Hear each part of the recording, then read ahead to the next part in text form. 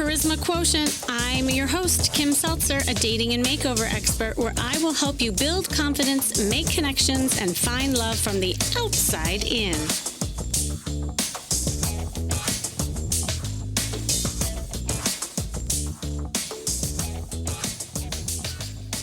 I'm back doing another episode of Where Are They Now? And for those of you who have not heard these episodes yet, I will recap. As you know, I coach a lot of people. And of course, you've heard me coaching people live on this podcast with the Coaching with Kimmy episodes. And of course, I have a ton of clients who I send off into the world after coaching them. And it's so amazing to me and rewarding when I hear countless success stories and read thousands of emails of previous clients updating me on how their life has improved and often how they find love. So I do these Where Are They Now episodes to inspire and motivate you by hearing what happens to people after I work with them. So whether that is on a podcast or working with them over time as clients, I hope you listen to these and get inspired by people's successes and know that the success can happen to you, whatever that is for you, even during quarantine.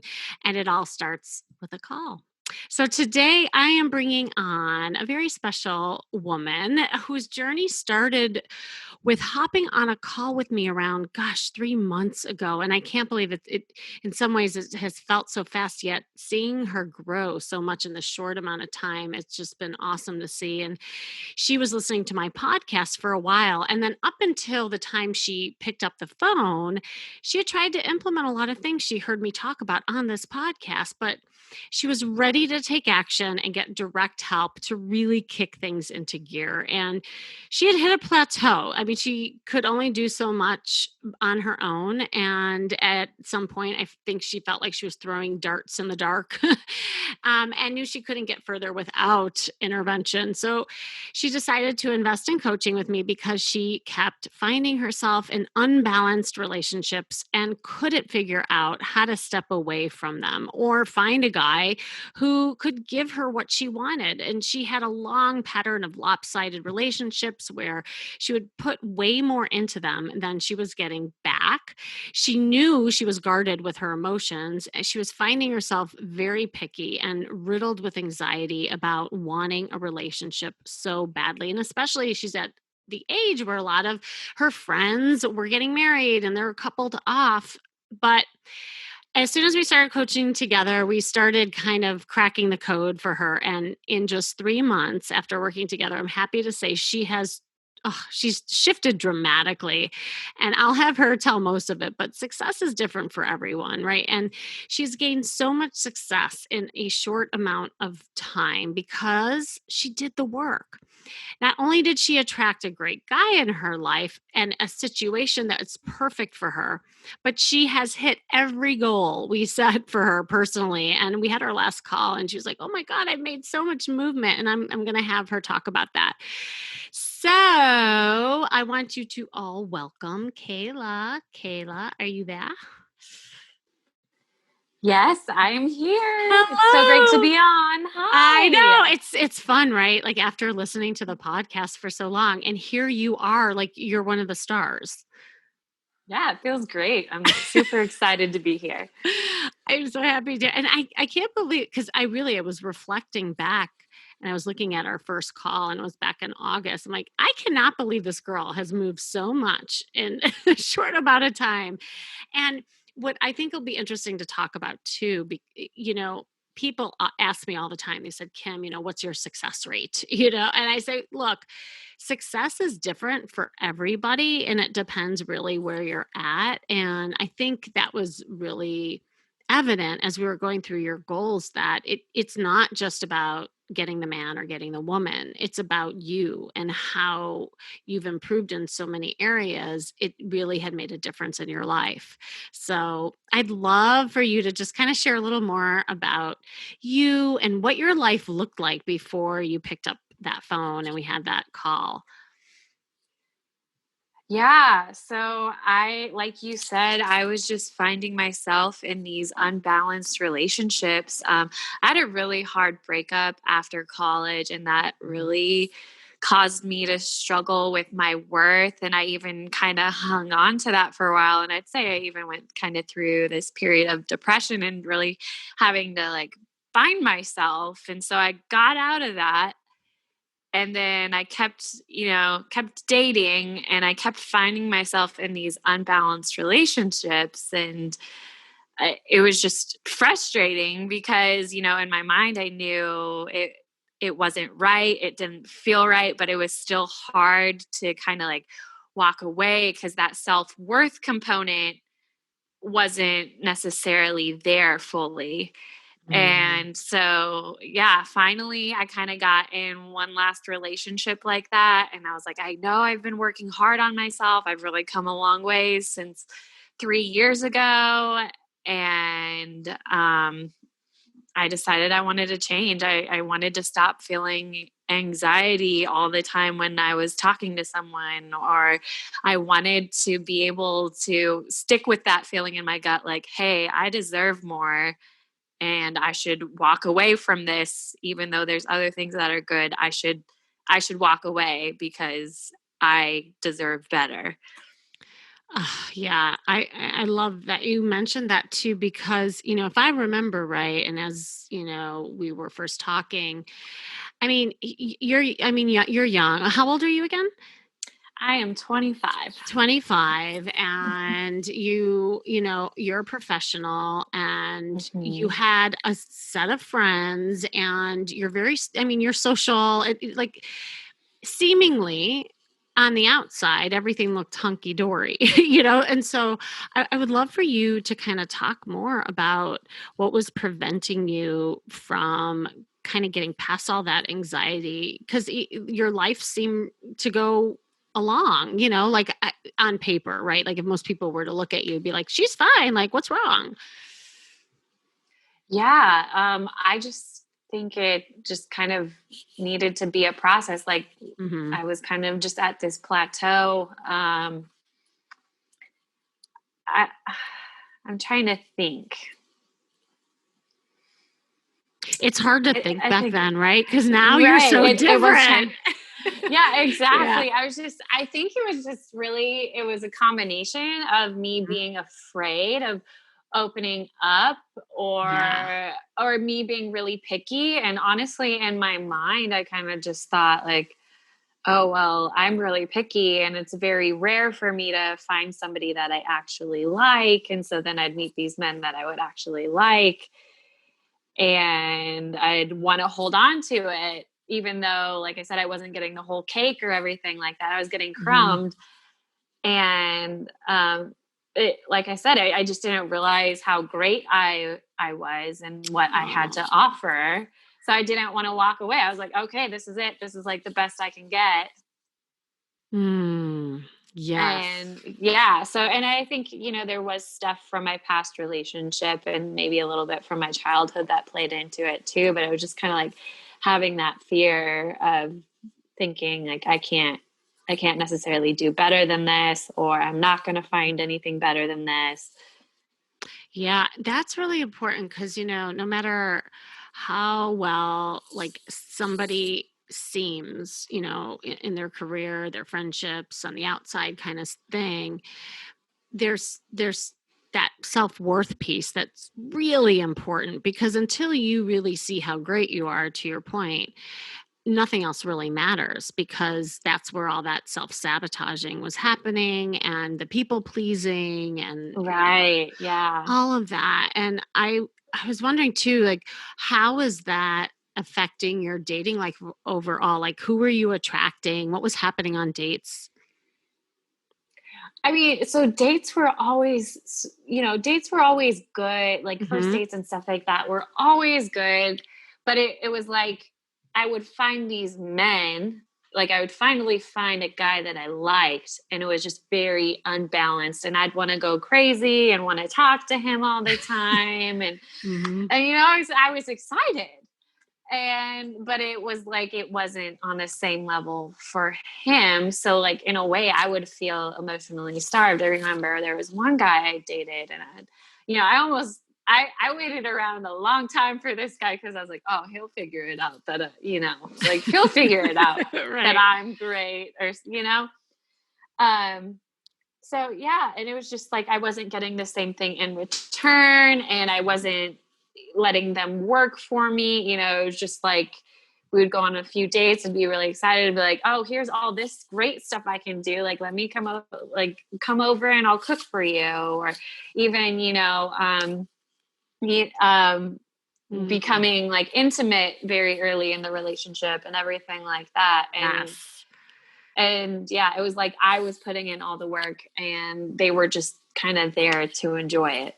So Yeah, and the things that you're talking about, and I know you and I did a lot of work on this, and this is so important to you listening as well, is that you were placing your value on what you could do for men and what you could do for people rather than just who you are. yes, You, yes. Kayla, like being that you were enough. Like I think you had to be the dancing monkey and perform and do the sexual stuff and do things for him for him to like you because I think you wanted it so desperately, but you hadn't done that work. And with all the negative messaging, you've had, you didn't realize how that was preventing you from really connecting with that kind of partnership, where it was really reciprocal, where you were getting back with what you were giving out and demanding that for yourself. Yeah, yeah, exactly. And there was another thing that came to mind while you were talking about that. And Hmm. it was demanding stuff for myself. And I can't think of it right now. It slipped my mind. Um, It'll come back. It'll I come know. back. I'm like, I You can't think had of it, it and right then no, now. it'll come back. And Oh, yeah, you got it. no, actually, I thought it did. But wait, there's more. No, it'll leave I it like a little know. cliffhanger. I like that. You Yeah. will have to keep tuning in to listen to that. A very important golden nugget that you have, and I know you'll get to it. No, but what's also funny that you said in Oh, the wait. beginning. Oh, you I got it? Wait for I it. did. I did. Yes. No, and this is so so important and something that I Good. just I do struggle with like things outside and it's Mhm. how do I feel about them? Yes. And that's Yes. Mhm. yeah. I remember those conversations too. You're like, "Oh, I guess I don't know how I feel," and even just like being more aware of how you felt on dates rather than how you could perform and have the date go well. Like I think you were just so focused on that, having it go okay and getting the boyfriend and accepting the crumbs that you were losing yourself and how you felt. And you just and actually it was the same kind of brainwave that I was thinking of as you shared that is where you started out saying, "Oh, well, he'll figure it out." And I think in the end, it's about you figuring it out for yourself. It's not about changing somebody, right? And so that they like you or, fit into the mold, but it's about, hey, this is who I am. I'm going to figure out me. If you're going to be along for the ride, then that's cool. If not, bye. Yes, exactly. Yeah. Yeah, and that's how I am now. I'm like, okay, you like me and I like the way you treat me or, it just doesn't align and we go on with our lives, but I'm going to choose now what feels good for me and what aligns with my goals and my life. Yes, it was the boundary setting. So let's talk about that a Yeah. little bit. Like, Oh what yeah. do you feel? I mean, around like, I don't know, sharing your feelings and the boundary setting and all that. Like, what were some skills you gained, to the point where it started working for you? Like, do you remember the turning point and some of the things that, you were doing where it started clicking? Yeah, so I have a wonderful roommate and she's bluntly honest. So, Mm. with working with you and then having her like as that safe ground to kind of sit there and practice and also practicing with Mhm. you and not getting that rejection from her. When I was honest with her Yeah. about something she did that I didn't like or when I was really excited about something. that really just helped like reinforce things. And then I tried it with some people I was dating, and they stuck around, and it was like, oh, okay, like I can state how I feel, and people aren't gonna run away or treat me like I'm crazy or anything like that. So That's what I was going to ask yeah. you to talk more about because, like, what was stopping you up until that point? Like, what were those fears that you Oh had? my gosh. Yeah. And that kind of reminded me going back into that. So, Hmm. going back to my bad relationship in college, it started out good and we communicated well. And then it just got into this really toxic environment. And I would bring up how I felt, and I would just be told that I was crazy. Hmm. And I was struggling with my self-worth back then. And when I thought he was my person, and so I really valued his opinion. And so when somebody tells you that just kind of like brings you down, and that really just stopped me from trusting myself, and kind of it did make me feel crazy and anxious. Mm. And then I believed that I was those things. And so that just really made me nervous to share things with people in the future, because I'm like, they're going to react negatively and they're not going to respect how I feel. Hmm. So It's so true. I Like, don't want there's that to happen. Yeah. Yeah, no, there's almost this generalized response that you get when you've gone through a relationship that dims your light and shuts your voice down. You start to think that everyone's that way, or that's how Hmm. it is, or that's what you deserve, and you won't you forget, right? Especially when it goes on for a long time, or it simulates things that you are familiar with from your family patterns too. I mean, you and I had talked Yes. about that too. Do you want to touch on that? Um, yes, I think I will talk about the right stuff. So, Yeah. just my parents were just off and on growing up, and they weren't really good with sharing their feelings. And I think one Mhm. of them would share their feelings, and then the other one would get mad. Or, my mom did struggle with some emotional things, and just the way my dad had talked about her kind of in my head too was like, oh, well, we don't talk about that, because then people are going to say these bad things. Ah, yeah. You see how that's connected now, right? Oh, yes, for sure. Well, and then having that relationship where it kind of like Mhm. reinforced that thinking Yep. just really, yeah, it just made me think, okay, well, if I really share how I'm feeling, it's going to rock the boat, and that's not good. Conflict is bad. Mm. And I'm going to get shut out of somebody's life if I do that.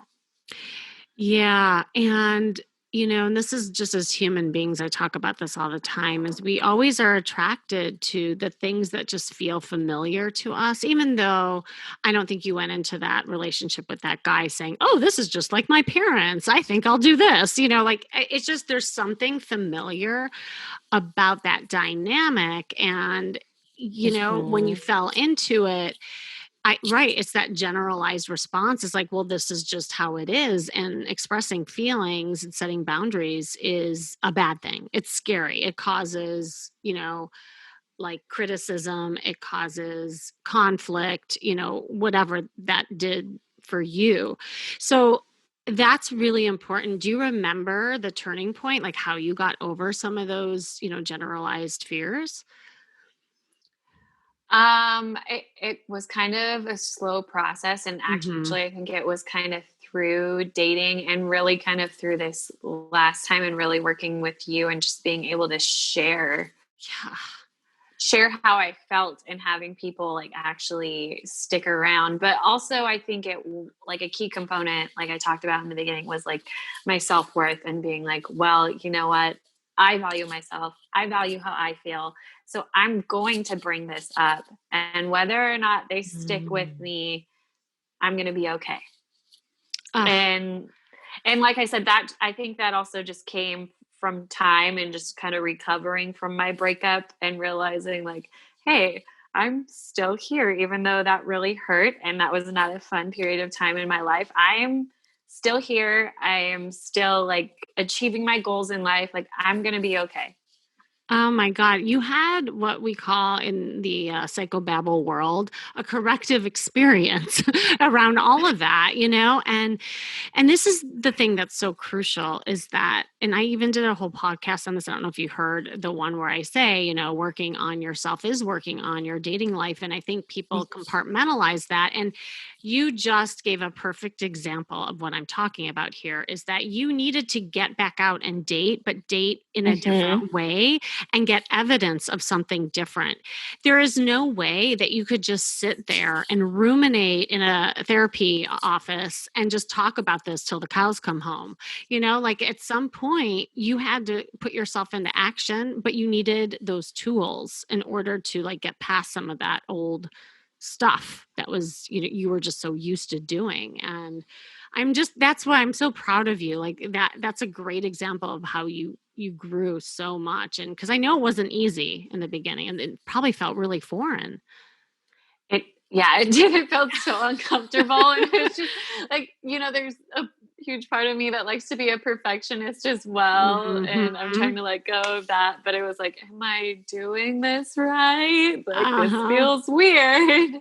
Yeah, it really is like speaking a new language. Mhm. Absolutely. You're like, am I saying this right? Well, and I'm glad you touched upon the perfectionism because I think that was another thing that showed up. Like how was that also affecting like your anxiety and your dating life and how did you get over that? Oh my goodness. So, I just felt like I had to be perfect and Mhm. let them know, like, hey, I'm good at this and I'm great at school. And, I'm pretty and I put myself together and I don't have any bad emotions, Mhm. I'm which is perfect. Yeah. terrible, terrible, terrible. And that's not how you get to know someone. So I think just, breaking down and being honest with people and having honest conversations. And again, realizing that I'm not going to get thrown to the wolves for it. Just Bingo. kind of, yeah, just has kind of helped me be a little bit more comfortable with myself. And I think it's helped me form like more, I guess you could say intimate relationships, just those deeper Yeah. relationships, friendships and in dating. Yeah. I'm so glad to hear that too, like how it impacted beyond just the dating. Like, like you're noticing a difference with just the people you already know in your life and your friendships and whatnot. What I was going to say is the opposite of perfection is actually vulnerability. That just came to me as you Hmm. were talking because I think so many times people, right, they strive to be that little Miss Perfect or Mr. Perfect, and I feel nothing, I'm okay, or Miss Independent or whatever it is. And really that's not what connects us. What connects us is being real, authentically like ourselves. And with that comes the vulnerability. And I know that was hard for you in the beginning. You're like that. It felt exposing, I think. Oh yeah, yeah. It did feel exposing, and I was just like, oh, what is her reaction going to be to this? Or Hmm. I just, in a way, I didn't want to be judged or anything like Yeah. that. But it's just, being able to let go of that and have the mentality of like, I am learning and I am growing. That really has helped me be able to move forward too. Mm. Well, let's talk about you moving forward because there's lots of like exciting things. What is your life like now? What are some areas that have improved? Tell us about this new guy and your dating life and all the things that have been just like really amazing for you. Okay, so one thing that I've really improved with is expressing my thoughts and feelings. Hmm. Like I said, I really struggled with that and just kind of like just one of those things like, nope, I'll be fine. Like, I'll just deal with it myself. But being able to speak out and say, hey, this was really great. Or, I'm actually have always been really good at being like, oh, this is awesome, positive emotions, right? But being able Hmm. to come to the people in my life and be like, hey, actually, I want to do this, even though I don't feel like everybody else does, or like, hey, this is something actually that is bothering me. Can we talk about it? And it's bothering me because of X, Y, and Z, and it makes me feel frustrated or Mm. upset or angry. And just being able to use those words Kayla, has that's really helped. Yeah, huge. it Oh, is huge. It's huge for me. it is. And even just it's like you saying it right now out loud, I have this big old smile on my face. I'm like, I'm so proud of her. Yeah. I mean, that was so hard for you before. And then I'm sure just that impact that it's had on other people with that. Yeah, yeah, Mhm. it's been great. And like I said, I feel like it really has helped my relationships, my friendships, my dating relationship right now. So it's been great. And it, like I said, it feels good to be able to express those things and have people accept me for it. Mm. More Hmm. importantly, I feel like you've accepted yourself. I think so too. And that was just something I just struggled so much with. And, I feel like I'm coming out of my cocoon right now, but I just, for the longest time, I just felt like, I was just in the corner, just like, scrunched up, just kind of afraid to put myself out there with people in general. Yeah. And now that you put yourself out there, what has happened? I mean, I don't know. I feel in a way, actually, I feel a lot more social. And I Hmm. just, like I said, like before, I just feel like been able to bond with people Hmm. better. And it's been a great experience. And your dating life, of Oh, course. oh yes. Okay. And my dating life. Yes. So, Inquiring mind, like everyone's waiting for it. Yeah. yes. I got to keep people on the edge of their seats. So, Right. my dating life is really good. There for a while, I was talking to a lot of people, and Hmm. that was a little overwhelming just because I had school and I just started my clinical rotations and stuff like that. So Hmm. that was a lot to juggle. But then, like, it kind of like trickled down. Then it's like down to two right now, actually. So, but it was nice and a little bit foreign at the beginning because I kind of have sat back and let the men earn me. Of course, I'm still putting effort in, but not like the full blown force of here, let me do this, this, and this for you. Hmm. And it's been so nice. There's one guy in particular, and he has just, really, he's a giver himself, so it's just been so nice to receive that. He cooks for me.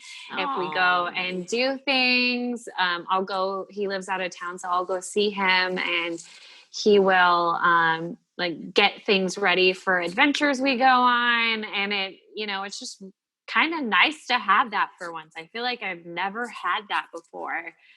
Oh And my God. You're a yeah, it's totally like just receiving queen right now. And this is exactly, yeah, like you're yeah. dating like a queen and you're okay with it. I mean, that's what I think is the biggest success for you in this story. I mean, obviously you captured a great guy and we'll see where it goes. I know it's Mhm. young and more importantly, you I think recognize that you have you like you're not like locking him down and desperate for the boyfriend, like you're taking your time, you're still dating other people. That's huge for you. Yeah, and I think that's what is huge is that I'm checking in with myself and I'm like, okay, Mhm. what do I like about this? What do I not like about this? Is this something I want to continue? And that has been foreign for me. And then receiving has been foreign for me. I'm still kind of working on that a little bit just because I'm always Mm. like, oh, can I help you?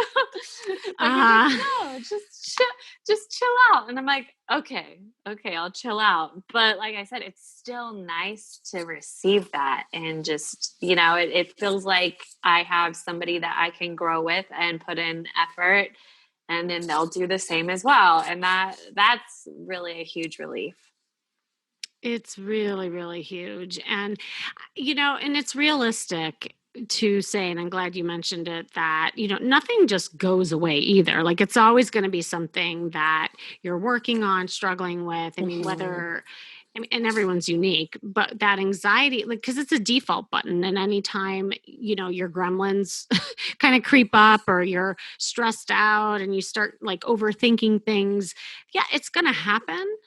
Like that you will start having those doubts or the anxiety, but I think the tools that you have now will allow you to work through that. And that's the biggest thing. It's like it's managing the anxiety. It's double checking yourself. It's reaching out to people who are in your circle, who you now have like expressed things with, to be like your safety net, so that when it does happen, you don't have to deal with it all yourself. Like that was the thing. Like you, Kayla, was dealing with everything yourself. Like you were pushing everything down, and now you've allowed people into your life, and you're communicating more, and you're reaping the benefits from it. Yeah, and that feels great. That feels great to know I have people I can reach out to and who Mhm. won't be like, "Oh, you're crazy for feeling this way," or like, Yeah. "You're going overboard," or whatever. No, it's so nice to have people for me to be like, "Hey, I am anxious right now. Like this is just something in my life that it's a thing and that's okay. But I need some help. Can you help me?" And so, Yes. people are so gracious and nice and they're like, "Yeah, let's talk." And now anytime shut anyone who shuts down your voice or dims your light, I feel like you would walk away from that now. Like that, and to me, that also is that self-worth thing. You're like, you know what? I don't need that anymore. Yes, yeah.